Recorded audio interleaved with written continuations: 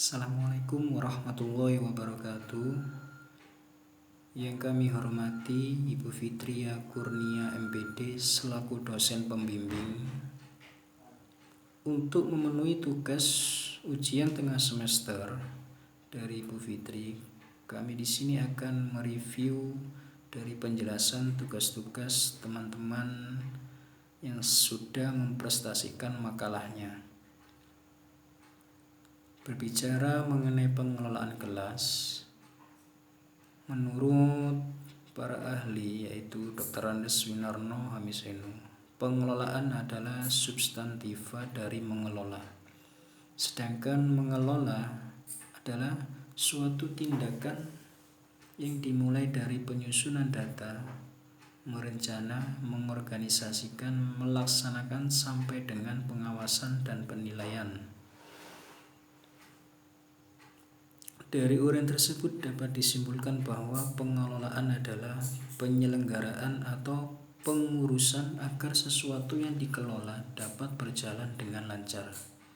Selanjutnya, pengertian kelas menurut Hadari Nawawi, kelas dapat dipandang dari dua sudut, yaitu satu, kelas dalam arti sempit, yaitu ruangan yang dibatasi oleh 4 dinding, tempat sejumlah siswa berkumpul untuk mengikuti proses belajar mengajar.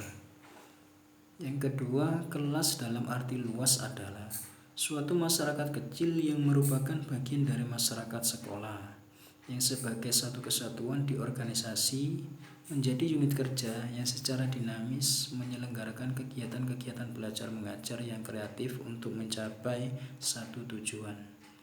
Jadi dapat disimpulkan bahwa pengelolaan kelas adalah suatu usaha yang dilakukan oleh penyelenggara atau penanggung jawab kegiatan belajar mengajar atau yang membantu dengan maksud agar dicapai kondisi optimal sehingga dapat terlaksana kegiatan belajar mengajar yang diharapkan.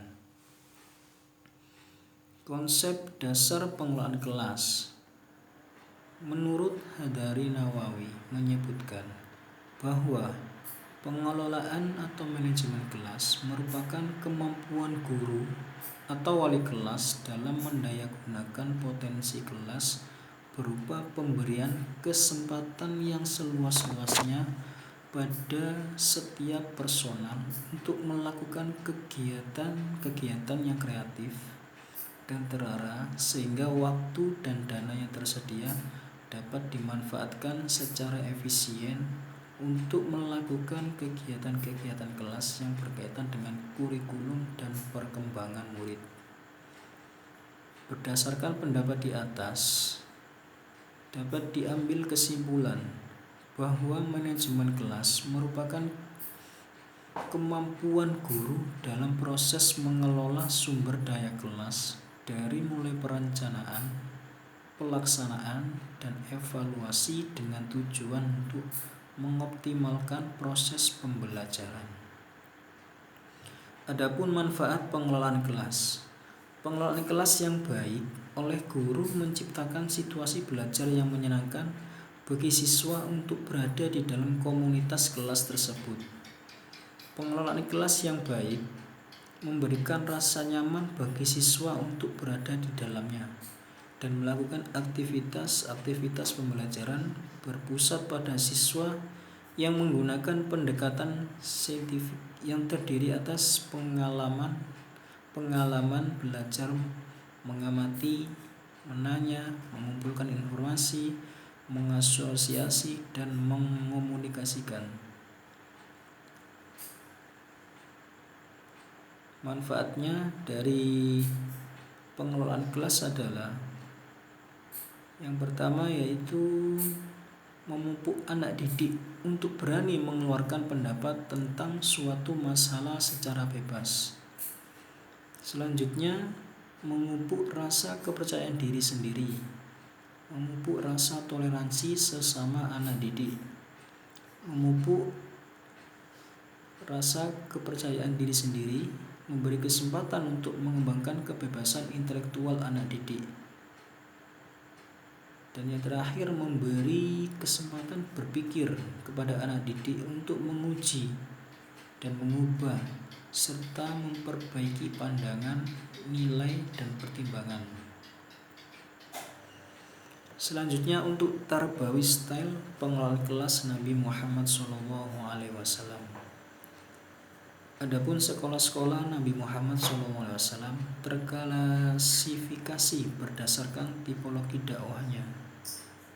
Pada masa tipologi dakwah secara sembunyi, sekolah Nabi Muhammad SAW diantaranya Rumah atau Dar Al-Arqam dan Padang Pasir. Sedangkan pada masa tipologi dakwah terang-terangan sangat banyak, diantaranya masjid, kitab, pasar, bukit, dan medan perang. Beliau melaksanakan proses pembelajaran dengan irama wahyu, tidak sembarang menyampaikan materi ajar. Bedanya dengan konsep sekolah modern, pembentukan kecakapan tiga ranah ini melalui pola Tarbawi Style, gaya pendidikan Islam. Nabi menanamkan kecerdasan spiritual terlebih dahulu. Efek kecerdasan spiritual yang diterapkan Nabi Muhammad SAW ini bermanfaat kepada kecerdasan lainnya.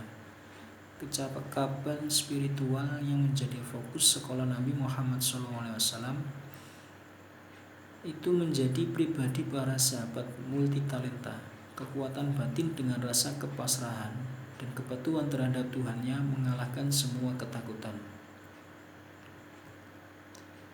Diriwayatkan dari Usama bin Syarif, ia berkata, "Aku mendatangi Nabi Muhammad SAW dan para sahabatnya yang sedang duduk, seolah ada burung di atas kepala mereka. Lalu aku mengucapkan salam kemudian duduk." Hadis riwayat Abu Dawud. Nabi Muhammad Rasulullah SAW sebagai pendidik telah menunjukkan kualitasnya dalam membentuk karakter sahabat dan umat muslimin.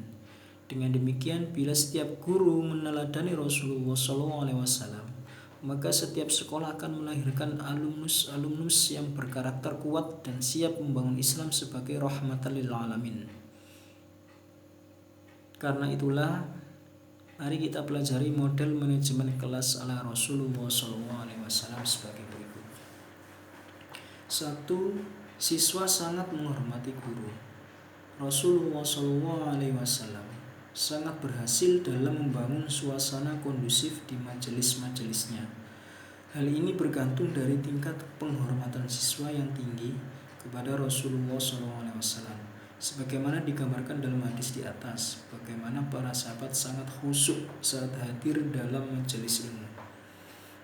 Yang kedua, mentransfer materi 100%.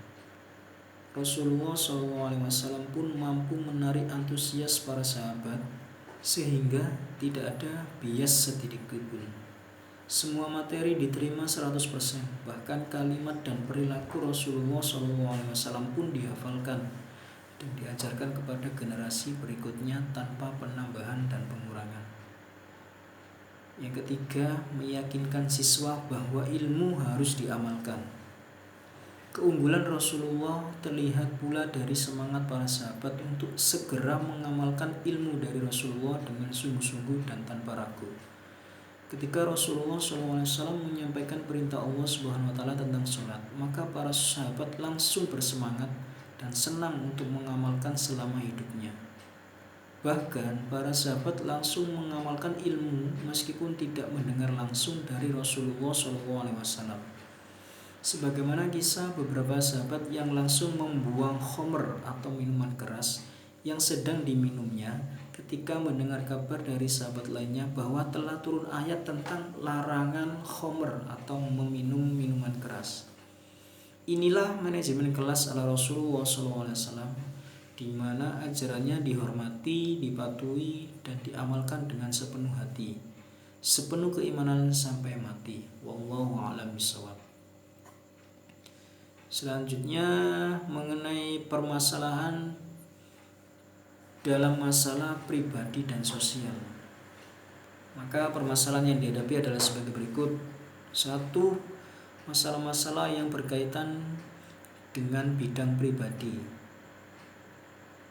Ketakwaan kepada Allah Subhanahu wa taala mencakup kurang motivasi untuk mempelajari agama sebagai pedoman hidup, kurang memahami bahwa agama sebagai pedoman hidup, kurang memiliki kesadaran bahwa setiap perbuatan manusia diawasi oleh Tuhan, masih merasa malas untuk melaksanakan sholat, kurang memiliki kemampuan untuk bersabar dan bersyukur.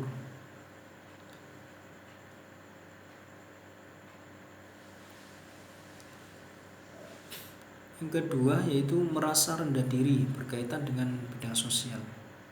Berperilaku sosial yang bertanggung jawab meliputi kurang menyenangi kritikan apabila bergaul dengan orang lain yang mempunyai kelebihan, seperti teman yang lebih cantik atau cakep. Yang ketiga, kurang memahami tata krama atau etika pergaulan. Kurang berpartisipasi dalam kegiatan sosial baik di sekolah maupun di masyarakat. Yang keempat, mencapai hubungan yang lebih matang dengan teman sebaya, meliputi merasa malu untuk berteman dengan lawan jenis, merasa tidak senang kepada teman yang suka mengkritik. Selanjutnya mengenai strategi dan teknik bimbingan konseling pribadi sosial. Penyelenggaraan bimbingan dan konseling dalam jalur pendidikan formal mengemukakan beberapa macam teknik bimbingan yang dapat digunakan untuk membantu perkembangan murid. Salah satunya yaitu konseling individual. Konseling individual adalah merupakan bantuan yang sifatnya terapeutik yang diarahkan untuk mengubah sikap dan perilaku murid. Konseling dilaksanakan melalui wawancara langsung dengan murid. Dalam konseling berisi proses belajar yang ditujukan agar murid dapat mengenal, menerima, mengarahkan, dan menyesuaikan diri secara realistis dalam kehidupannya di sekolah maupun di rumah. Dalam konseling tercipta hubungan pribadi yang unik dan khas. Dengan hubungan tersebut, murid diarahkan agar dapat membuat keputusan, pemilihan, dan rencana yang bijaksana, serta dapat berkembang dan berperan lebih baik di lingkungannya. Konseling membantu murid agar lebih mengerti dirinya sendiri, mampu mengeksplorasi dan memimpin diri sendiri, serta menyelesaikannya tugas di kehidupannya. Selanjutnya konsultasi. Konsultasi merupakan salah satu teknik bimbingan yang penting sebab banyak masalah karena sesuatu hal yang akan lebih berhasil jika ditangani secara tidak langsung oleh konselor. Konsultasi dalam pengertian umum dipandang sebagai nasihat dari seorang profesional. Pengertian konsultasi dalam program bimbingan dipandang sebagai suatu proses menyediakan bantuan teknis untuk guru, orang tua, administrator, dan konselor yang lainnya dalam mengidentifikasi dan memperbaiki masalah yang membatasi efektivitas murid atau sekolah. Selanjutnya nasihat. Nasihat merupakan salah satu teknik bimbingan yang dapat diberikan oleh guru. Pemberian nasihat hendaknya memperhatikan hal sebagai berikut. Berdasarkan masalah atau kesulitan yang dihadapi oleh murid, diawali dengan menghimpun data yang berkaitan dengan masalah yang dihadapi. Nasihat yang diberikan bersifat alternatif yang dapat dipilih oleh murid disertai kemungkinan keberhasilan dan kegagalan. Penentuan keputusan diserahkan kepada murid, alternatif mana yang akan diambil. Hendaknya murid mau dan mampu mempertanggungjawabkan keputusan yang diambilnya. Selanjutnya, bimbingan kelompok. Bimbingan kelompok merupakan bantuan terhadap murid yang dilaksanakan dalam situasi kelompok. Bimbingan kelompok dimaksudkan untuk mencegah berkembangnya masalah atau kesulitan pada diri murid. Isi kegiatan bimbingan kelompok terdiri atas penyampaian informasi ataupun aktivitas kelompok yang berkenaan dengan masalah pendidikan, pekerjaan pribadi, dan sosial yang tidak disajikan dalam bentuk pelajaran.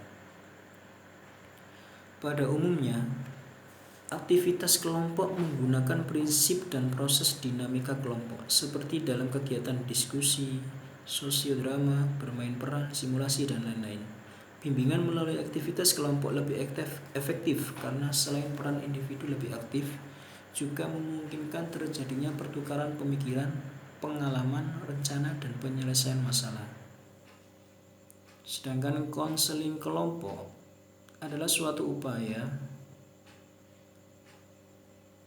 bantuan kepada murid dalam suasana kelompok yang bersifat pencegahan dan penyembuhan dan diarahkan kepada pemberian kemudahan dalam rangka perkembangan dan pertumbuhannya. Selanjutnya, mengajar bernuansa bimbingan. Murid akan berhasil dalam belajar apabila guru menerapkan prinsip-prinsip dan memberikan bimbingan waktu mengajar.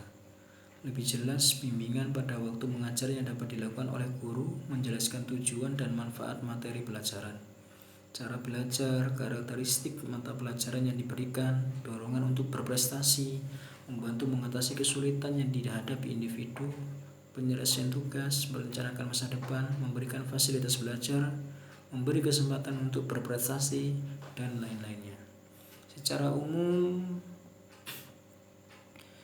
bimbingan yang dapat diberikan guru sambil mengajar adalah: 1. Mengenal dan memahami murid secara mendalam. Yang kedua, memberikan perlakuan dengan memperhatikan perbedaan individual. Yang ketiga, memperlakukan murid secara manusiawi. Yang keempat, memberi kemudahan untuk mengembangkan diri secara optimal. Dan yang kelima, menciptakan suasana kelas yang menyenangkan. Untuk membantu siswa dalam masalah pribadi maupun sosial, terlebih dahulu penyelesaian masalah pribadi karena kurangnya pendekatan diri kepada Tuhan akan menyebabkan masalah sendiri itu sangatlah besar. Dalam masalah sosial juga disebabkan oleh interaksi kurang bagus sehingga membuat sosialnya kurang baik untuk diri.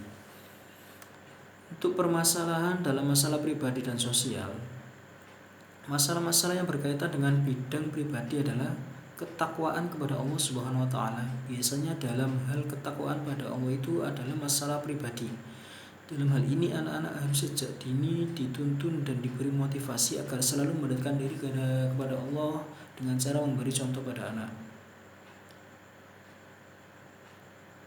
Dan selanjutnya, problem-problem internal dan eksternal tenaga pendidik dan anak didik. Pendekatan pembelajaran diartikan sebagai titik tolak atau sudut pandang dalam proses pembelajaran yang merujuk pada pandangan tentang terjadinya suatu proses yang bersifat umum. Strategi pembelajaran adalah suatu kegiatan pembelajaran yang dikerjakan guru dan siswa supaya tujuan pembelajaran tercapai secara efektif dan efisien.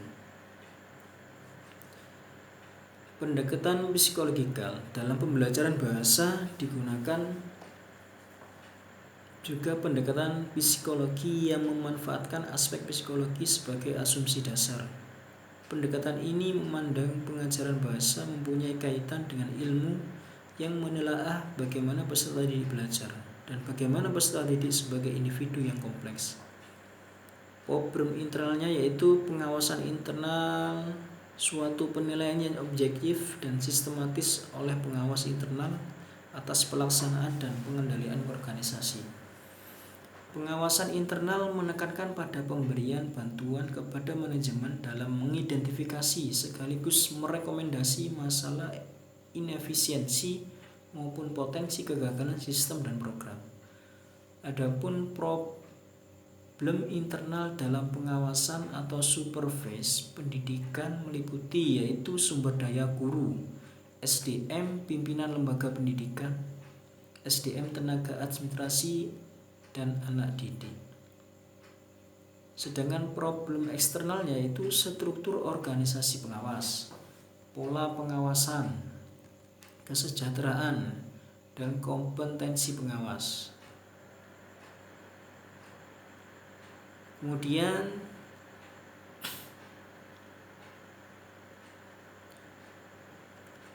untuk fungsi dan peranan guru. Seorang guru mempunyai implikasi terhadap peran dan fungsi yang menjadi tanggung jawabnya. Guru memiliki suatu kesatuan, peran dan fungsi yang tidak terpisahkan antara kemampuan mendidik, membimbing, mengajar, dan melatih. Fungsi guru dalam kelas. Program kelas tidak akan berarti bila mana tidak diwujudkan menjadi kegiatan. Untuk itu, peranan guru sangat menentukan karena kedudukannya sebagai pemimpin pendidikan di antara murid-murid suatu kelas.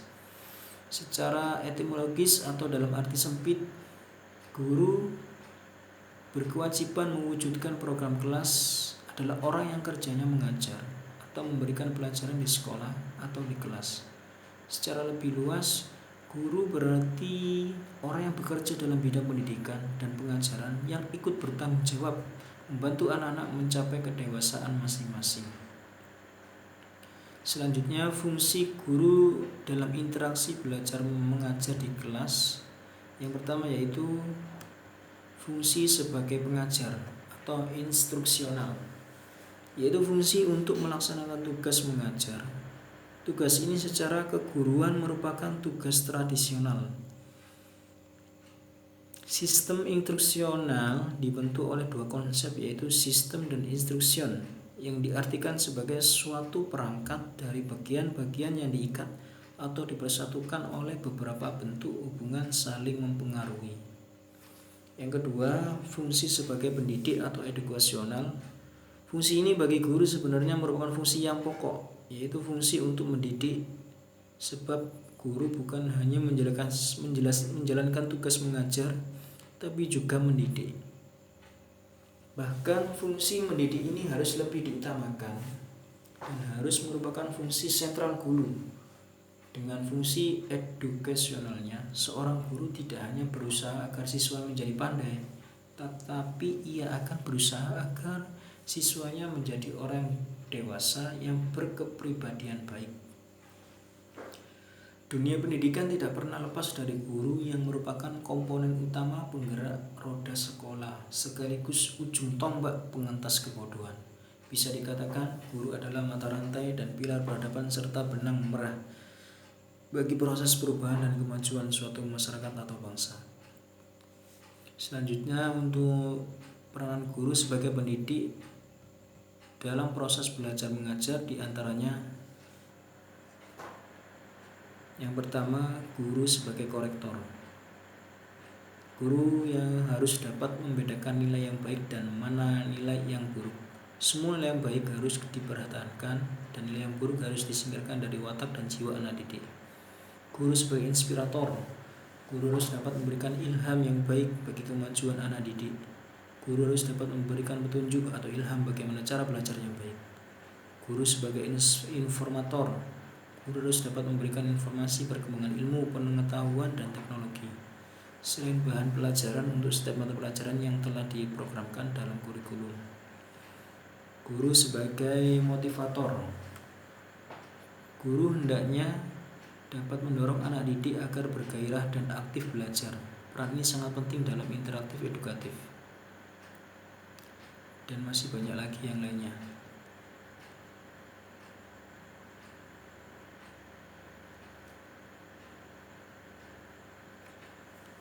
Selanjutnya, untuk fungsi sebagai pemimpin atau manajerial.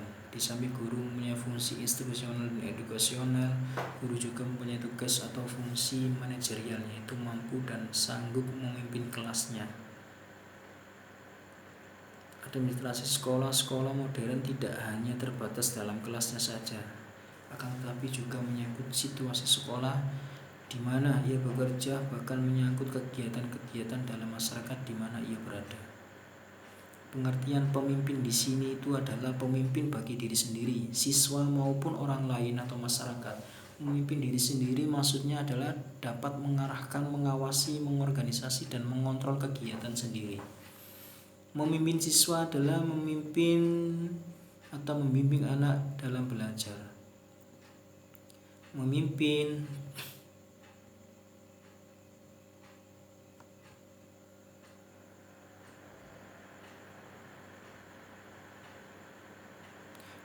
orang lain atau masyarakat, artinya seorang guru ikut serta berpartisipasi dalam kegiatan masyarakat, menjadi teladan dan menggabungkan pikiran dari masyarakat. Dengan demikian, tugas guru sebagai pemimpin tidak hanya terbatas dalam kelas atau internal kelas, tapi juga eksternal di luar kelas. Sehubungan dengan fungsi guru yang ketiga ini, yaitu manajerial, bisa diartikan tugas dan fungsi seorang manajer adalah memanage orang-orang yang dipimpinnya agar mau berbuat sesuai dengan keinginannya dalam rangka mencapai tujuan organisasi.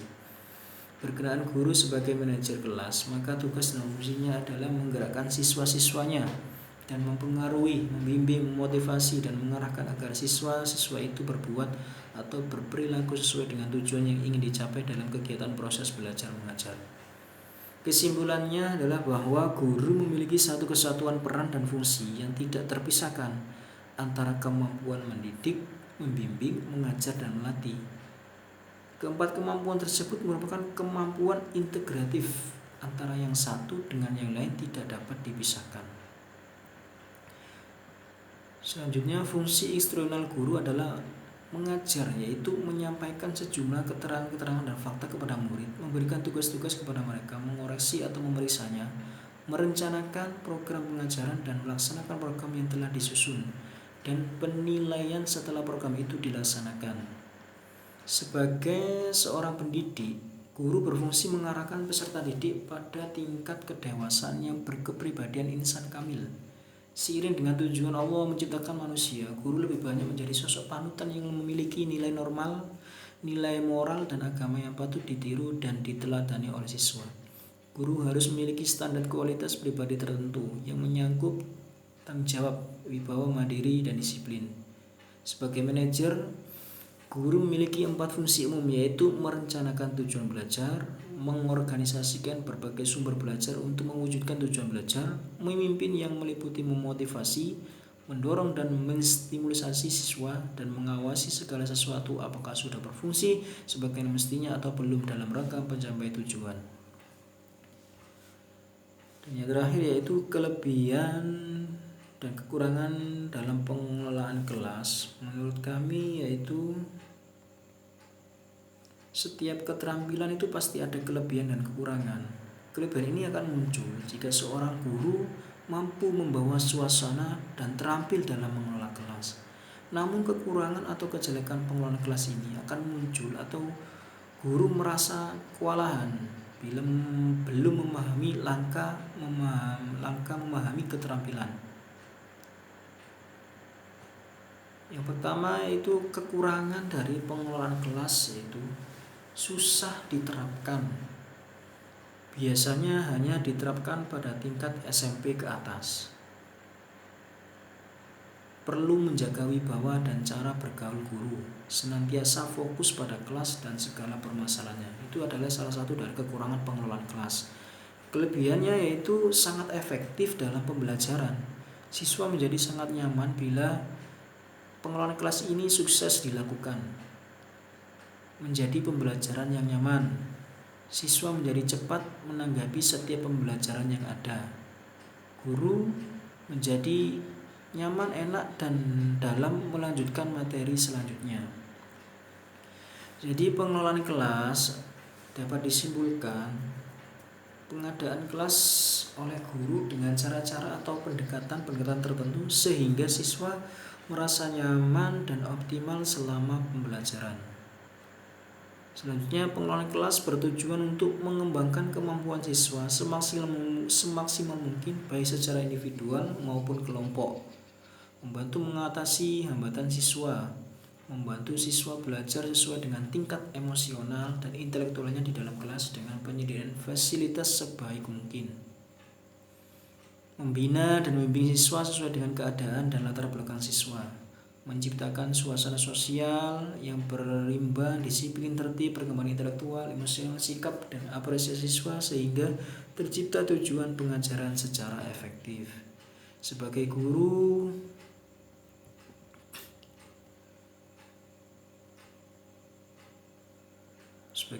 memang perlu mengerti bagaimana cara mengelola kelas. Mengasah kemampuan dalam mengelola kelas dapat melalui 2 cara, yaitu melalui pengalaman dan mulai belajar. Maksud dari mulai belajar yaitu menyadari kekurangan dalam mengelola kelas dan merasa untuk belajar kembali. Misalnya belajar dari guru lain, membaca referensi mengenai kiat-kiat mengajar, mengetahui pelatihan, dan mengembangkan keterampilan. Ada 3 pendekatan dalam pengelolaan kelas, yaitu pendekatan alodifikasi perilaku, pendekatan sosial emosional, dan pendekatan proses kelompok. Pendekatan alodifikasi perilaku menjelaskan bahwa tingkah laku positif maupun negatif dalam batas-batas tertentu merupakan hasil belajar Maka teknik-teknik yang digunakan untuk membina siswa yaitu melalui penguatan negatif, penghapusan, dan hukuman. Pada pendekatan sosial emosional menjelaskan bahwa syarat pembelajaran yang efektif dan efisien adalah hubungan emosional yang baik antara guru dan siswa dan antar siswa. Ada dua sikap dalam mengatasinya, yaitu sikap umum atau terbuka dan sikap khusus menyesuaikan perilaku yang kurang negatif tersebut. Sedangkan pendekatan terakhir adalah pendekatan proses kelompok. Pendekatan ini menjelaskan pembelajaran yang efektif dan efisien berlangsung dalam konteks kelompok besar atau kelas. Untuk membantu suatu kelompok tersebut diperlukan menyepakati tujuan, aturan, dan pemimpin, atau guru bertindak sebagai pemimpin.